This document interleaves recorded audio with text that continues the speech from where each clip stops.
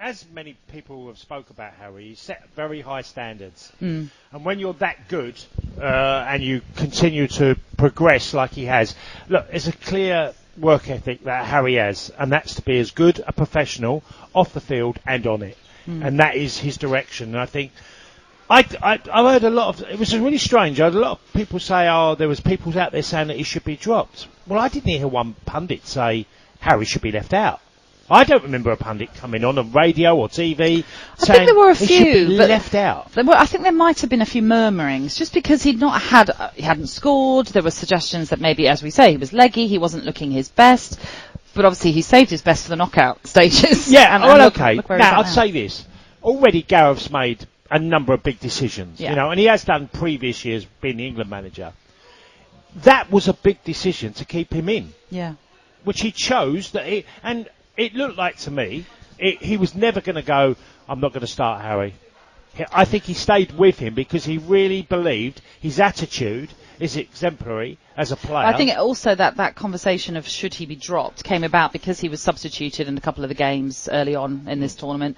So it led to people maybe questioning, can he last the 90 minutes, for example? Is he really doing what England require at this tournament at that time?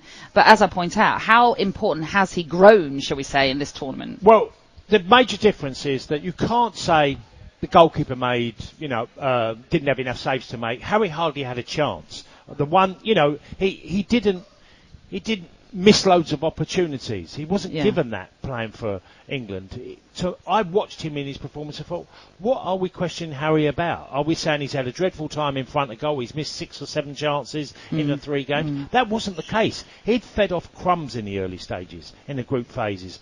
And boy, once he got his goal against Germany, after that, well, Ukraine and whatever happened afterwards, Harry just come alive. The one that really got me, and I thought he's absolutely on top of his game now, was when he scored 2 and he had the Alan Shearer type effort that gets tipped over the bar, and I thought that goes in, but that's showing his mindset. He's in an incredibly confident place now, which you couldn't serve better, for going into a final. That is, can't wait for tonight, and I'm sure in Harry's head he'll be thinking, selfishly, but for the benefit of the team, get on the score sheet. Oh, of course. Absolutely get on the score sheet. And if anything drops, don't be surprised if Kane, first instinct is just to hit it. Because he's a wonderful striker. I'd never quite got one thing I've been, let's say a little critical, I've not understood, is why Kane's not taken 3 kicks. He's a good free kick taker. And I've seen England have a couple in good areas where you think he can take a chance, have a pop from there. And that hasn't happened. Kane is capable of getting on free kicks as well.